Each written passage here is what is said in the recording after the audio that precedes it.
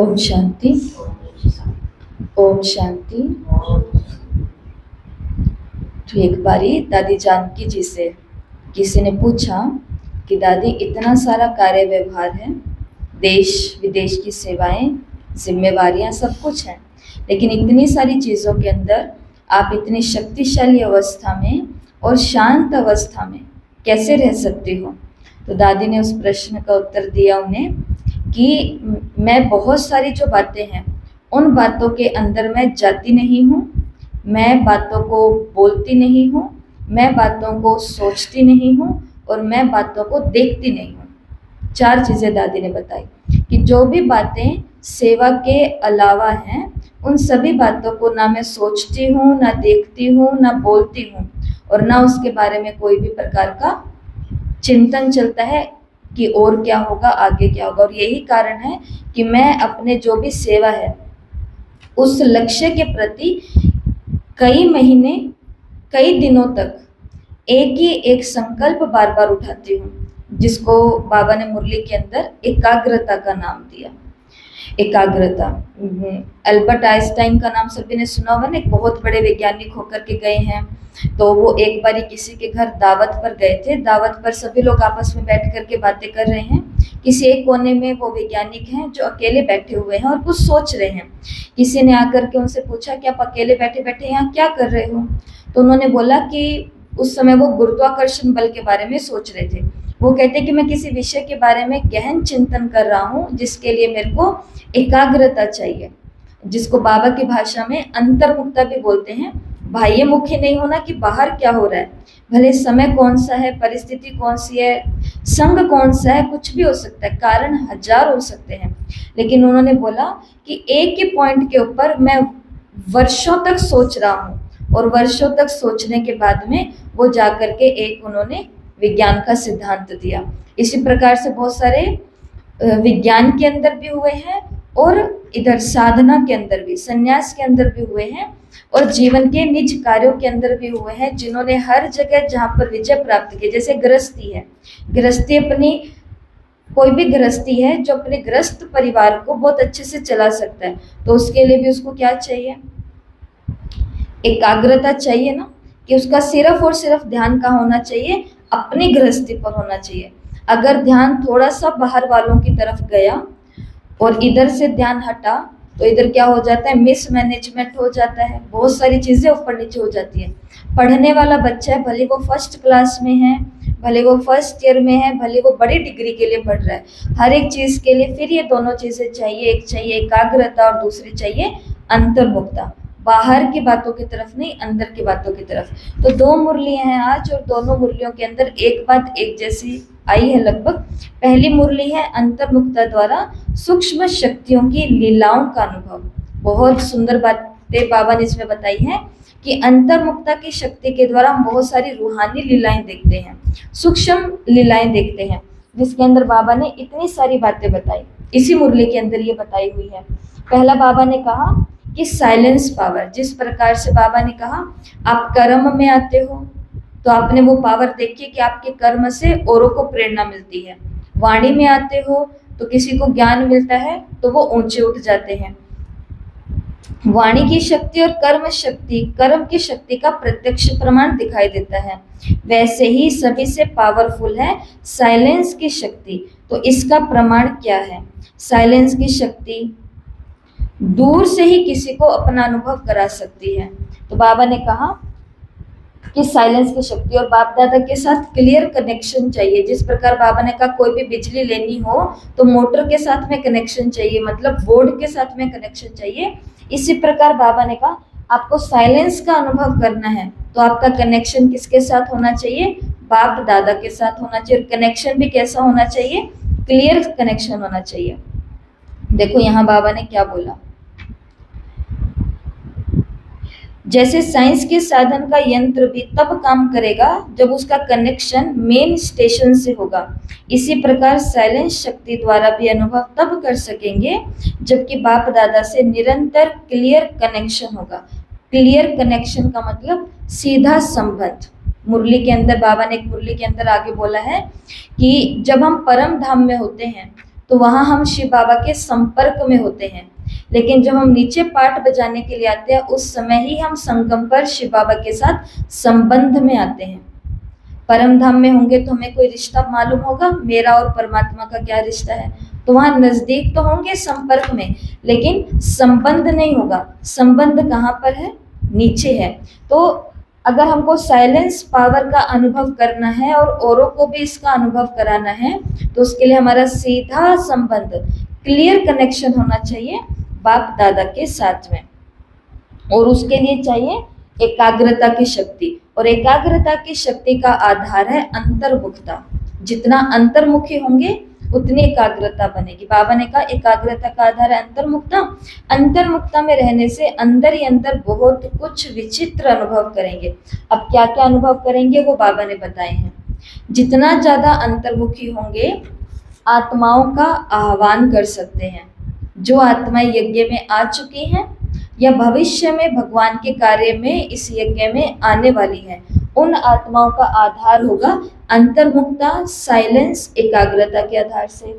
आत्माओं के साथ रू रिहान कर सकते हैं। रू रिहान का मतलब बैठे हैं यहाँ पर और कोई आत्माएं हमारे संबंधी या संपर्क वाले या सेवा साथी जो किसी और शहर के अंदर, किसी और गांव के अंदर रहते हैं, लेकिन अगर हमारी एकाग्रता और अंतर्मुखता बहुत पावरफुल है तो यहाँ बैठे बैठे हम किसी और के मन के साथ बातें कर सकते हैं। और ये वाला एक्सपेरिमेंट वैज्ञानिकों ने किया भी था। दो जुड़वा भाई जिनके विचार, बोलचाल, व्यवहार सब चीजें आपस में मिलती है, मतलब उनके साथ 90% ऐसा होता था, ये बहुत सालों पहले की बात है, कि 90% ऐसा होता था कि एक जो सोचता था वो दूसरे को पता चल जाए, एक जो बोलता था दूसरे को पता चल जाए। और एक्सपेरिमेंट किया गया, एक को बोट पर ले जाया गया, इसको इंग्लिश में टेलीपैथी बोलते हैं। एक को नाव जहाज के अंदर लेके जाया गया और एक को टापू पर छोड़ दिया गया। यहाँ वाला उसको मैसेज दे रहा है कि जहाज जितनी देर में आने वाली है, जहाज जितनी देर में आने वाली है, और उसको वहां पर ऐसे संकल्प चलने लगे कि शायद जहाज जितनी देर में आने वाली है। और उससे फिर पूछा गया कि आपको क्या टाइम मिला, तो उसने बताया मुझे इतने टाइम का संकेत आ रहा था कि जहाज इतने समय में आने वाली है, जबकि किसी ने किसी को कुछ बताया नहीं। ये चीजें वैज्ञानिकों ने एक्सपेरिमेंट की थी और ऐसे बहुत सारे उदाहरण है दुनिया में भी। तो बाबा ने भी कहा जितना हम एकाग्र होंगे, अंतर्मुखी होंगे, साइलेंस में होंगे, बाप दादा के साथ सीधा हमारा कनेक्शन होगा, हम यहाँ बैठे बैठे किसी भी आत्मा को मैसेज दे सकते हैं, रू रिहान कर सकते हैं। दृष्टि देना, दृष्टि हमेशा सामने से नहीं दी जाती, दृष्टि यहाँ बैठे बैठे किसी भी आत्माओं को दृष्टि दे सकते हैं। बाप के साथ किसी भी आत्मा का कनेक्शन जुड़वा सकते हैं। जो हम सभी बोलते हैं ना कि वो ज्ञान में नहीं आते, वो ज्ञान में नहीं आते, तो बाबा ने कहा एकाग्र होकर के, अंतर्मुखी होकर के उस आत्मा को सामने ला करके उस आत्मा को ये मैसेज भेजो, बाबा के साथ कनेक्शन उसका जुड़वाओ, तो वो बाबा के साथ कनेक्ट हो जाएगी। किसी भी आत्मा में प्रभु प्रेम भरना है, भावना भरनी है बाबा के प्रति, तो वो भी हो जाएगा। किसी भी आत्मा में ज्ञान, गुण और शक्तियां देना, तो ये भी किस आधार पर होगा? अंतर्मुखता, एकाग्रता के आधार पर होगा। किसी भी आत्मा को मुक्त कराना, आत्माओं को मुक्त कराना, तो ये भी एकाग्रता के आधार पर। आत्माओं को पावन बनाना, आत्माओं को वरदान देना, आत्माओं को सहारा, मदद और ठिकाना देना, आत्माओं को साक्षात्कार कराना, आत्माओं की शुभ कामनाओं को पूरा करना। एक होती है मनोकामनाएं कि मेरी मनो इच्छा है, मनोकामना है कि मेरा ये काम हो जाए। मनोकामना तो बहुत प्रकार की होती है, जैसे बच्चों की मनोकामना होती है कि आज स्कूल की छुट्टी हो जाए, तो क्या देवी या देवता या इष्ट देवी देवताएं ये इच्छा उनकी पूरी करेंगे? वो बाय चांस ही हो जाएगा, क्योंकि उनका संकल्प इतना पावरफुल था कि वो चीजें अपने आप ही घटित हो गई कि आज बाय चांस मौसम के कारण स्कूल की छुट्टी हो गई है, या माता पिता को कहीं जाना था तो उसने लीव ले ली है, या तबीयत ऊपर नीचे हो गई तो छुट्टी लग गई। लेकिन इष्ट देव देवताएं या भगवान कौन सा काम करते हैं? शुद्ध कामनाएं पूर्ण करने का। और अशुद्ध कामनाएं कौन पूरी करता है? ये भी बाबा ने मुरली में बताया है। अशुद्ध कामनाएं सारी कौन पूरी करता है? रावण पूरी करता है, उधर सपोर्ट मिलता है उसको, इसलिए वो वाली कामनाएं जल्दी पूरी हो जाती है। लोग बोलते हैं ना कि जो ऐसा ऐसा करते हैं उनके तो काम बढ़िया चल रहे हैं, गलत काम वाले, और अच्छे काम करने के लिए जाते हैं वो उसमें इतना टाइम लगता है क्योंकि राज्य किसका है, रावण का, तो उनको जल्दी सपोर्ट मिल जाता है और हमारी एकाग्रता भी भंग होती है। और इसके आधार पर संपूर्ण या फरिश्ता, आत्माओं को हम संपूर्ण बना सकते हैं, आत्माओं को हम फरिश्ता बना सकते हैं, और आत्माओं को अपने घर मुक्तिधाम भेजना, ये सभी किस आधार पर होगा, अंतर्मुक्ता के आधार पर। मुरली में ये सारी बातें बाबा ने बताई है, तो मैं पढ़ करके भी सुना देती हूँ जो बाबा ने कहा।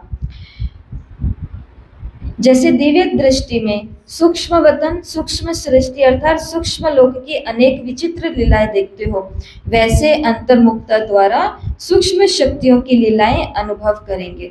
तो ये लीलाएं बाबा ने बताई, आत्माओं का आह्वान करना, आत्माओं से रूह रिहान करना, आत्माओं के संस्कार स्वभाव को परिवर्तन करना, आत्माओं का बाप से कनेक्शन जुड़वाना, अप्राप्त, अशांत, दुखी, रोगी आत्मा को दूर बैठे भी शांति, शक्ति, निरोगीपन का वरदान देना। बाबा ने कहा जैसे शक्तियों के जड़ चित्रों में वरदान देने का स्थूल हाथ ऐसे दिखाते, पोज ये होती है, दृष्टि होती है, संकल्प होते हैं, तो बाबा ने कहा तो ये रूहानी सेवा है, सिर्फ पोज की बात नहीं है, ये रूहानी सेवा है। उसके बाद बाबा ने कहा कि ये रूहानी सेवा फास्ट स्पीड से कर सकते हो, क्योंकि वाचा और कर्मणा की सेवा में तो तेरी मेरी सेवा हो जाती है, लेकिन रूहानी सेवा में तेरी मेरी सेवा होती है कि हम यहाँ बैठे बैठे विदेश का कोई नाम लो, जैसे जापान है, जापान में किसी आत्मा को या किसी शहर को, मतलब वहाँ भूकंप आ गया और वहाँ के लिए हमको सकाश देना है, तो क्या ये बात आएगी कि जापान में सकाश नहीं देना, क्योंकि वो हमारी सेवा है? कोई ऐसा कहेगा? नहीं कहेगा। तो बाबा ने कहा जितनी भी मनसा या रूहानी चीजें हैं, यहाँ पर तेरी मेरी आती नहीं है, संबंधों का टकराव होता ही नहीं है, नाम मान शान का टकराव, ये सब वाचा और कर्मणा की सेवा में होता है। स्वभाव संस्कारों का टकराव होता है, समय और संपत्ति का अभाव होता है। इसी प्रकार जो भी विघ्न पड़ते हैं वो सर्व विघ्न समाप्त हो जाएंगे। किस आधार पर? रूहानी सेवा का एक संस्कार अगर बना लो तो, कि ऊपर की सेवाएं हो ना हो, लेकिन मुझे ये सेवाएं जरूर करनी है। फिर बाबा ने आगे मेहनत मुक्त अनुभव कराना है, आत्माओं को घर पहुंचाने का अनुभव कराना है, सिर्फ भाषण से नहीं, लेकिन छोटे छोटे संगठन बनाओ। शिवरात्रि का बाबा ने कार्यक्रम दिया कि इस शिवरात्रि पर क्या सेवा करनी है, छोटे छोटे संगठन बनाओ और उन संगठनों में क्या करो, रूह रिहान के कार्यक्रम करो, नवीनता करो, स्थान और स्थिति दोनों ही दूर से ही रूहानियत का आकर्षण करें। जनरल संदेश देना तो अलग बात है, वो भले करो, लेकिन अभी इस चीज की जरूरत है। किस चीज की? स्थूल और सूक्ष्म स्टेज को बनाना है। तो जैसे वो स्टेज तैयार होती है हमारे शिवरात्रि के कार्यक्रमों में, वैसे बाबा ने कहा कौन सी स्टेज तैयार करो? रूहानी स्टेज तैयार करो कि सब बैठ करके क्या करेंगे? योग करेंगे। तो अभी हम सभी भी 3 या 4 मिनट, क्योंकि दूसरी मुरली के अंदर बाबा ने यज्ञ की बात करी है कि यज्ञ में संपूर्ण आहुति देनी है, तो अभी हम इन दोनों मुरलियों को जोड़ेंगे। तो अभी हम सभी इस प्रकार से बैठेंगे, जैसे बैठे तो सब अपने अपने स्थान पर है, परंतु सभी समझना कि हम एक पंडाल में या फिर खुले आसमान के नीचे बैठे हैं, जहाँ पर एक हवन यज्ञ प्रज्वलित है और हम सभी ब्राह्मण, श्वेत वस्त्रधारी ब्राह्मण हवन कुंड के चारों तरफ गोल घेरा बना करके बैठे हैं, ठीक है। और उस यज्ञ के अंदर डायरेक्ट परम धाम से शिव बाबा की लाइट और माइट आ रही है। वो लाइट और माइट उस हवन कुंड में जा करके हम सभी से टकरा रही है और हम सभी से टकराते हुए पूरे विश्व में जा रही है। जो यहाँ ये 14 पॉइंट है, इन तक ये कार्य हो रहा है।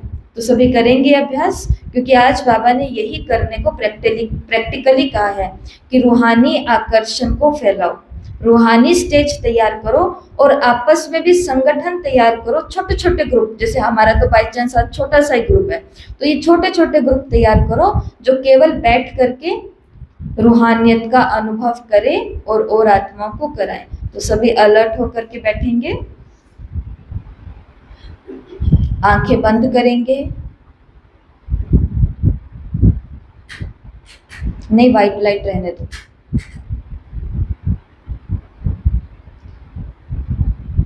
अनुभव करें मैं पुरुषोत्तम संगम युगी श्रेष्ठ ब्राह्मणात्मा अंतर्मुखी एकाग्र बाप दादा के साथ सीधा संबंध जोड़े,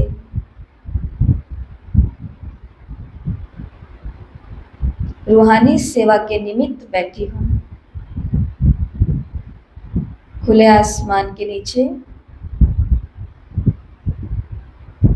यज्ञ प्रज्वलित है और हम ब्राह्मण चारों ओर गोल घेरे में बैठे हुए हैं,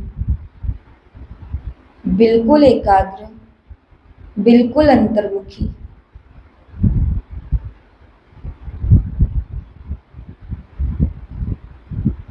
हमारा ध्यान केवल इस योग अग्नि पर है।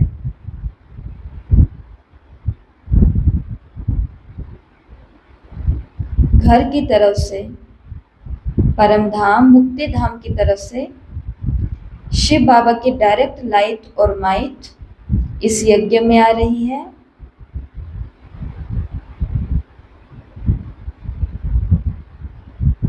साइलेंस की पावर के आधार पर जहां मेरे संकल्प, मेरी बुद्धि सब स्थिर हो चुका है, स्थैर्यम हो चुका है, लाइट और माइट मुझ में आ रही है और हम ब्राह्मणों से होते हुए दूर दूर आत्माओं तक जा रही है। अशांत आत्माएं शांत हो रही हैं, दुखी आत्माएं सुखी हो रही हैं, अतृप्त आत्माओं की खोज समाप्त हो रही है, आत्माओं को ठिकाना मिल रहा है, आत्माएं पावन बन रही है। हम सभी संसार की सभी आत्माओं को रूह रिहानी के आधार पर ये मैसेज भेज रहे हैं कि अब समय है घर मुक्ति धाम जाने का। अब समय है भगवान के वरदान प्राप्त करने का। अब समय है प्रभु लीला को देखने का, प्रभु प्रेम में खोने का। हमारी दृष्टि, हमारे वरदान आत्माओं को स्पर्श कर रहे हैं। सोई हुई आत्माएं जाग रही हैं।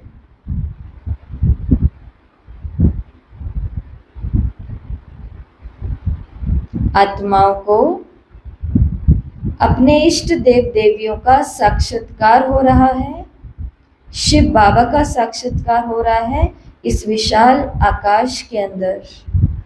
सबकी नजरें ऊपर हैं।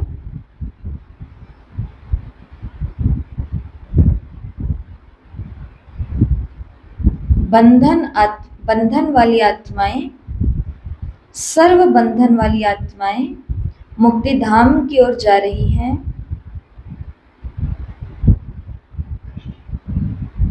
सभी के रोग समाप्त हो रहे हैं।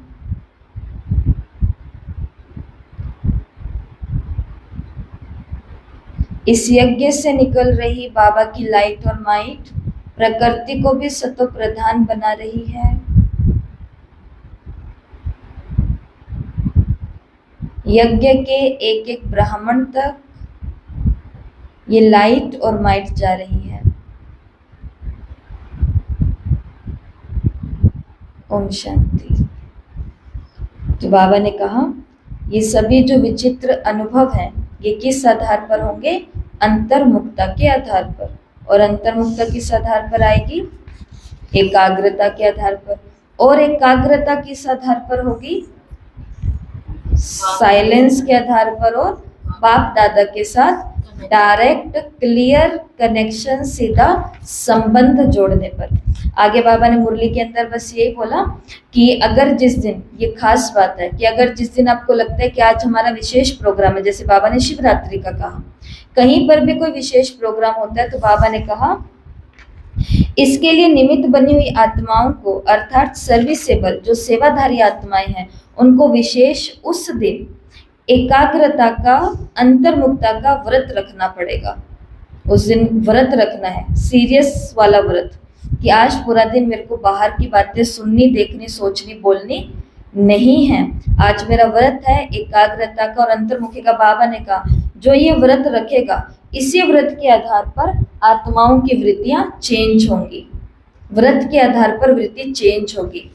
तो जो भाषण करने वाली आत्मा होगी वो भाषण तो करेगी, लेकिन साथ साथ में बाबा ने कहा जो निमित्त सेवाधारी हम सब बने हुए हैं, उन सभी का उसमें क्या फर्ज है कि उस दिन केवल और केवल अपने अंदर एकाग्रता को धारण करें, तब जाकर के आत्माओं के अंदर ये महान परिवर्तन, जिसको बाबा ने रूहानी लीला या सूक्ष्म लीला कहा। तो अभी ये प्लान ऐसा अलौकिक प्लान बनाओ जैसे भक्ति के अंदर अगरबत्ती की खुशबू दूर से आकर्षित करती है, ऐसे बाबा ने कहा आत्माओं को ज्ञान सूर्य का चमत्कार दिखाओ। और ये किस आधार पर होगा? जो आपने सुना, सब इसके आधार पर होगा। अगली मुरली बहुत छोटी मुरली है, ब्राह्मणों का धर्म और कर्म, 28-1-77 का भाग पहला। तो बाबा ने इसके अंदर कर्म की तो बात नहीं की जाता, पर धर्म की बात ही करी है। तो ब्राह्मणों का धर्म क्या है? संपूर्ण पवित्रता, ये ब्राह्मणों का धर्म है। संपूर्ण पवित्रता की परिभाषा जानते हो ना? स्वप्न और संकल्प में अंश मात्र भी अपवित्रता नहीं हो। ऐसी श्रेष्ठ धारणा करने वाले ही सच्चे ब्राह्मण कहलाते हैं। और इसी धारणा के लिए गायन है कि प्राण जाए पर वचन न जाए, प्राण जाए पर धर्म न जाए। ऐसी हिम्मत, ऐसी दृढ़ता अपने में करते हो ना। बाबा ने कहा इसके लिए, इस धारणा के पीछे कुछ भी त्याग करना पड़े, कुछ भी सहन करना पड़े, कुछ भी छोड़ना पड़े, तो बाबा ने कहा साहस रखना पड़े, खुशी खुशी से करेंगे, पीछे हटेंगे नहीं, घबराएंगे नहीं। आपको एक बारी पहले कहानी सुनाई हुई है, वो इसी से जुड़ी हुई कहानी है कि जब हम ये बातें सुनते हैं तो हमको लगता है कि हाँ सही, हम पीछे हटेंगे नहीं, हम सहन करेंगे, सामना करेंगे, घबराएंगे नहीं, साहस रखेंगे। लेकिन जैसे ही परीक्षा आती है, इतने में एक बुरा सपना भी आया ना, अपवित्रता, कहीं पर मार रहे हैं, काट रहे हैं, भाग रहे हैं, गिर रहे हैं, कुछ भी हो रहे हैं, इतने में भी पूरा दिन क्या रहती है? उनको घबराहट रहती है। और बाबा ने कहा अगर कुछ हो जाए तो तुमको घबराना नहीं है। तो ये किस आधार पर होगा? जैसे बताते हैं कि एक बार एक गांव के अंदर बहुत बुद्धिजीवी संत रहते थे, युवा संत थे वो तो, लेकिन उनका नाम, उनका प्रचार बाहर बाहर के गांवों तक भी बहुत था। और जो गांव के लोग थे वो अपने आप को धन्य अनुभव करते थे कि ऐसे युवा तेजस्वी संत हमारे बीच में हैं, जिनको हम सुन देख पाते हैं और कुछ कर पाते हैं। तो एक बारी गांव के सभी लोग जो अभी तक उनकी महिमा करते हुए नहीं थकते थे, वो सभी लोग एक छोटे से बच्चे को लेकर के आए और बच्चे को ला करके उस युवा संत के आगे पटक दिया और घेर करके बोला कि गुस्से के अंदर सब लोग गांव के बोल रहे हैं कि ये बच्चा तुम्हारा है। तो बाद में जो युवा संत है वो बहुत शांति से बोलते कि अच्छा, अगर तुम कह रहे हो तो ये मेरा ही होगा। ऐसा करके वो बहुत बुरी बुरी बातें बोल के, गाली दे करके, गलत शब्द बोल करके, आलोचनाएं करके और पिटाई करके बहुत बुरे हाल वो सभी उस युवा संत के कर देते हैं। लेकिन वो कुछ भी नहीं कहता है, कुछ भी नहीं करता है और लोग चले जाते हैं। अब वो युवा संत जब खड़ा होता है तो वो देख रहा है कि ये बच्चा तो बहुत रो रहा है, शायद इसको भूख लगी है और उसके पास कुछ भी नहीं है जो वो बच्चे को खिला सके। तो वो उस बच्चे को गोदी में उठा करके एक नगर की ओर, गाँव की तरफ जाता है। गांव की तरफ जाकर के हर एक गेट खड़काता है और कहता है खाने के लिए कुछ दो। लेकिन जैसे ही घरों के आगे वो जाता है तो लोग उसकी और ही बुरी आलोचनाएं करनी शुरू कर देते हैं। और ये भी एक बहुत अचंभा की बात होती है कि एक युवा संत जो इतना तेजस्वी और वो अपना ऐसा हाल बना करके हाथ में बच्चे को लेकर के और दर दर खाने के लिए मांग रहा है चीजें, लेकिन कोई गेट नहीं खोलता। ऐसा करते करते करते वो उस घर तक पहुंचता है जिस घर की कन्या ने ये इल्जाम लगाया था कि ये बच्चा उस संत का है, ऐसा करके लोगों को कहा था। तो जैसे वो कन्या बाहर आती है और देखती है कि इन युवा संत का मेरे कारण ये हाल हो गया है, तो अपने पिताजी के पास जाकर उनको जाकर के सब सच बताती है कि मैंने झूठा आरोप लगाया था।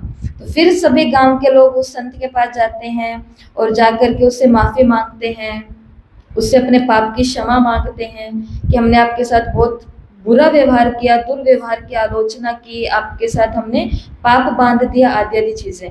फिर भी वो चुप होकर के देखता है और सुनता है। तो फिर लोग उसको बोलते हैं कि हमें मालूम है कि ये आपका बच्चा नहीं है। आगे से वो बोलता है कि अच्छा, अगर आप कह रहे हो कि ये मेरा बच्चा नहीं है तो फिर मैं मान लेता हूँ कि मेरा बच्चा नहीं है। फिर जब सारी बात खत्म होती है तो कोई उस युवा संत से पूछते हैं कि जब आपके ऊपर ये आरोप लग रहा था तो आप इतने शांत कैसे थे, आप इतने धैर्य में कैसे थे, आपने कैसे सिचुएशन का सामना किया, आपने कैसे इस बात को सहन कर लिया और आप इसी गांव के अंदर खड़े रहे, आप क्यों नहीं यहाँ से चले गए और क्यों नहीं आपने सच बोला। तो उस युवा संत ने क्या बोला? युवा संत ने यही बोला कि जो सत्यता है वो अपने समय पर सामने तो आनी ही थी, तो मैं क्यों बोल करके, क्यों मैं बाह्यमुखी होकर के अपनी अंतर्मुखता की जो साधना है उसको भंग करूं। तो अब क्या इतनी अंतर्मुखता हमारे अंदर है, इतना धर्म हमारे अंदर है, इतनी सहन शक्ति हमारे अंदर है कि ये तो बहुत बड़ा आरोप है, लेकिन कोई छोटा सा भी आरोप लगा दे। जैसे दादी के पास एक बार एक बहन गए और उन्होंने बोला कि दादी, इन्होंने मेरे ऊपर चोरी का इल्जाम लगाया कि ये चीज मैंने चुराई है। तो वो रोते रोते गए दादी के आगे, तो दादी ने बोला कि तुमने चुराई है? उन्होंने बोला कि मैंने तो चुराई नहीं है ना। तो फिर उन्होंने बोला जब तुमने चुराई नहीं है तो फिर क्यों रोना, और अगर तुमने चुराई ली है तो भी क्यों रोना, क्योंकि अब तो पता चल गया है। तो वो कहते पर मैंने चुराई नहीं है। तो ऐसे कर करके दादियाँ, मम्मा और ये सब लोग सिखाते थे कि परिस्थितियां तो आती है जिसके अंदर हम लोग घबरा जाते हैं। और कभी कभी तो जैसे बाबा ने परसों की या कल की साकार मुरली में बोला, परसों की साकार मुरली में बोला कि रूठ जाते हैं, छोड़ देते हैं, तो हम इतना घबरा जाते हैं अपने अंदर ऐसी चीजों को देख करके, तो हमको ज्ञान को छोड़ने में भी कभी कभी देरी नहीं लगती, योग से भी मन उठ जाता है, बहुत सारी चीजें होती हैं। इसके लिए बाबा ने यहाँ पर संपूर्ण पवित्रता की बात करी कि इस धर्म के पीछे अगर तुम्हें प्राण भी त्यागने पड़े, अगर तुम्हें सहन भी करना पड़े, सामना भी करना पड़े, तो तुम्हें साहस रखना है, खुशी खुशी से त्याग करना है, पीछे नहीं हटना है, घबराना नहीं है। और बाबा ने फिर यहाँ बताया कि सच्चा त्याग क्या है। तो सच्चा त्याग की बाबा ने परिभाषा बताई, सच्चा त्याग वो है जो त्याग करने के बाद हमें ये बोलना ना पड़े कि मैंने ये त्याग किया। जैसे माताओं से पूछते हैं आपने क्या त्याग किया, तो बोलते जब से हम बाबा के बने हमने लहसुन प्याज छोड़ दिया। तो ये त्याग है, ये किसी भी प्रकार का त्याग है।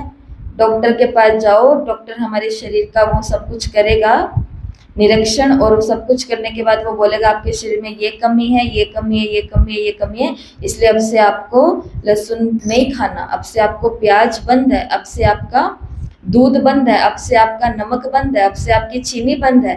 तो वहां पे भी तो बंद करते हैं, मरता क्या नहीं करता, तो वो तो करना ही पड़ेगा। तो हम सोचते हैं कि मैंने लहसुन प्याज त्यागा तो मैंने बहुत बड़ा त्याग कर दिया, फिर 10 लोगों को बता भी दिया मैंने ये त्याग, मैंने रंगीन कपड़े त्यागे। तो ये त्याग हमने किया है, तो इसके अंदर भला भी किसका हुआ है? खुद का ही तो हुआ है, किसी और का थोड़ी ना हुआ है, ना भगवान का हुआ है। इसलिए बाबा ने कहा सच्चा त्याग उसको कहा जाता है जहाँ त्याग को त्याग ना समझ भाग्य अनुभव करना हो कि मेरा त्याग नहीं है, ये मेरा भाग्य है। अगर संकल्प में, वाणी में इस भावना का बोल निकलता है कि मैंने ये त्याग किया, तो बाबा ने कहा उसका कभी भी भाग्य नहीं बनता। आई समझ में? मैंने ये त्याग किया, अगर ये बोलने में नहीं, बाबा ने कहा अगर ये हमारी संकल्प में भी आ गया, भावना में भी आ गया, तो फिर इसका भाग्य नहीं बनता। और बाबा ने उदाहरण दिया वही कि भक्ति के अंदर भी कौन से पशु की बलि नहीं चढ़ती है, जो पशु बीच में चिल्ला लेता है, कुछ बोल लेता है। तो पशु अगर जरा भी आवाज करता है, चिल्लाता है, तो उसको महाप्रसाद नहीं माना जाता। महाबली नहीं मानी जाती। तो ये भी अभी का ही यादगार है। अगर त्याग करने के साथ ये संकल्प उठा कि मैंने त्याग किया, नाम मान शान का अभिमान आया, तो बाबा ने कहा वो त्याग नहीं है, उसे भाग्य नहीं कहेंगे। और ऐसी धारणा वाले फिर सच्चे ब्राह्मण कहलाते हैं, जो त्याग को त्याग नहीं बल्कि अपना भाग्य समझते हैं। जैसे अभी अभी हम आज की संडे की अव्यक्त मुरली सुन करके गए हैं, तो इसके अंदर ब्रह्मा बाबा ने नहीं कहा कि मुझे इस कमरे में रहना मतलब मैंने उन कमरों का त्याग किया है। ये तो ब्रह्मा बाबा के अव्यक्त होने के बाद में बाप दादा ने दादी के तन के द्वारा सबको बोला कि तुम्हारे ब्रह्मा बाबा ने भी तो त्याग किया ना। क्या त्याग किया? कि लास्ट समय तक अपना पुराना कमरा नहीं छोड़ा, लास्ट समय तक चश्मा नहीं लगाया, लास्ट समय तक अपनी ड्यूटी मुरली सुनाने की पूरी की, लास्ट समय तक पत्र लिखने का कार्य पूरा किया, लास्ट समय तक निराधार रहे, कोई आधार नहीं लिया। तो ये सभी बाबा का क्या था? त्याग था। ऐसे बहुत त्याग थे, लेकिन बाबा ने कभी थोड़ी ना बोला कि ये मेरा त्याग है। इसलिए ब्रह्मा बाबा का क्या बना? भाग्य बना। और लास्ट में बाबा ने कहा कि ब्राह्मणों के लिए यज्ञ रचा हुआ है, जिसके अंदर बड़ी आहुति देनी है। और वो कौन सी आहुति है? अपने सारे पुराने स्वभाव और संस्कारों को भस्म कर देना है। और इसके लिए बाबा ने कहा कि ये शुरुआत कहाँ से करेंगे? Charity begins at home. परसों की अव्यक्त मुरली जो हमने ली थी, जिसके अंदर एक प्रश्न आया था, उस प्रश्न में भी ये था ना कि चैरिटी बिगेन्स एट होम का मतलब क्या है? हमने आज तक क्या समझा? हाँ, हमें लगता था चैरिटी बिगेन्स एट होम का मतलब है कि या तो खुद से शुरुआत करो या अपना जो होम है, घर है, वहां से शुरुआत करो। पर उस मुरली के अंदर बाबा ने क्या बोला? चैरिटी बिगेन्स एट होम का मतलब है अपने संपर्क में आने वालों से शुरुआत करो, कि सेवा शुरू करनी है इन लोगों से, ज्ञान शुरू करना है इन लोगों से, योग की प्रैक्टिस शुरू करनी है इन लोगों के साथ में। ऐसा तो चैरिटी बिगेन्स एट होम करना पड़ेगा निमित्त बनी हुई आत्माओं को इस यज्ञ की समाप्ति के लिए। और बस बाबा ने इस मुरली में तो विशेष ये बोला कि जो स्वयं इसके अंदर आहुति डालेंगे वो औरों से भी डलवा सकते हैं। जो स्वयं ही नहीं डालेंगे अपने पुराने संस्कारों की आहुति, वो औरों से नहीं डलवा। जो खुद ही नहीं पढ़ते वो औरों को पढ़ा सकते हैं? नहीं पढ़ा सकते। जो खुद सेवा नहीं कर सकते वो औरों से करवा सकते हैं? नहीं करवा सकते। धक्के लगा करके करा सकते, परंतु कितने दिन? वो नहीं होता है। इसलिए बाबा ने कहा आहुति आप दो, आपको देख देख करके बाकी सभी लोग भी देखेंगे। बाकी इस मुरली के अंदर बाबा ने सब बता दिया कि औरों के अंदर भी हमें अगर कुछ भरना है, कुछ कराना है, तो उसके लिए पहले किसको अंतर्मुखी होना पड़ेगा? हमें अंतर्मुखी होना पड़ेगा। तो बाहर की बातों के सारे इंटरेस्ट क्या करने पड़ेंगे? छोड़ने पड़ेंगे। छोड़ दिए ना? या है इधर की न्यूज़ में क्या है, उधर की न्यूज़ में क्या है, इधर के सेंटर में क्या है, उधर के सेंटर में क्या है, इस सीरियल में क्या है, उस मूवी में क्या है, इस घर में क्या है, उस घर में क्या है। ये इंटरेस्ट है अभी हमको? है? बोलो हाँ। नहीं है? पक्का? तो जिनको नहीं है वो इतना बड़ा काम कर सकते हैं। किसी आत्मा के अंदर भगवान के लिए प्रेम जगा देना ये छोटा काम तो नहीं है। किसी आत्मा को पावन बना देना, किसी आत्मा को घर मुक्ति धाम तक पहुंचा देना, किसी आत्मा के अंदर ये था यहाँ पर ज्ञान गुण का, ज्ञान गुण और शक्तियां भर देना, किसी आत्मा को बाबा के कनेक्शन में जुड़वा देना, ये सभी काम करने के लिए तप किसको करना पड़ेगा? मुझे करना पड़ेगा। और तप सिर्फ 2-3 शब्दों में बाबा ने बताया, छोटे छोटे शब्द हैं। साइलेंस की शक्ति का आधार है एकाग्रता, एकाग्रता का आधार है अंतर्मुखता, और इन सब का आधार है बाप के साथ सीधा कनेक्शन। तो ये है। तो जो उस मुरली में आपको कह रहे थे कि इतनी बड़ी ये संडे की भी मुरली है, इसमें बाबा की जितनी भी आशाएं हैं, इन सबको पूरा करने के लिए 3 मास का जो बाबा ने होमवर्क दिया है, उस होमवर्क को कंप्लीट करने के लिए सिर्फ और सिर्फ अंतर्मुखी ही बनना है और कुछ नहीं करना, कि बाहर की कोई भी चीजों में अब रस अनुभव ना हो। करना पड़ रहा है, जाना पड़ रहा है, वो बात अलग है, परंतु इंटरेस्ट नहीं। तो आज का होमवर्क क्या है? तो ये जो हमने योग किया, आज 10 मिनट बैठ करके ये वाला योग करना है, और इन 14 प्रकार की चीजों तक बाबा ने कहा ये जो रूहानी लीला है, तो इस लीला का अनुभव करना है इस योग के अंदर। हो जाएगा? हो जाएगा। फिर बाद में आज का जो टेस्ट है वो 8 जनवरी 79 की मुरली पर है। कल था 6 जनवरी का, आज है 8 जनवरी का। ठीक है? और आज से संडे का हर संडे को बच्चों के लिए 1 घंटे का कार्यक्रम रखा गया है जो लाइव भी होगा। हम इसको लाइव करेंगे, तो कोशिश करेंगे कि हम इसको लाइव कर दें शाम को 5 से 6। आज का टाइम तो शाम को 5 से 6 है, पर 1 तारीख से तो बच्चों के स्कूल शुरू हो जाएंगे, तो फिर उस हिसाब से देखते हैं कि संडे को भी कई बच्चों की ट्यूशन रहती है, क्या कुछ बनता है। तो अगर समय दिन का होगा तो फिर वो सुबह 10 से 11, 11 से 12 ऐसा कुछ होगा, नहीं तो फिर शाम का। आज तो शाम को 5 से 6 है, तो जो भी दूर से सुनने वाले भी हैं तो वो भी अगर अपने बच्चों को जोड़ना चाहते हैं तो 5 से 6 वो उनके पास लिंक आ जाएगा, तो वो लाइव जुड़ सकते हैं, ऐसी कोशिश है। और अगर लाइव नहीं हुआ तो रिकॉर्डिंग तो पूरी आ ही जाएगी, ऐसा हमारा है संकल्प। ठीक है, ओम शांति।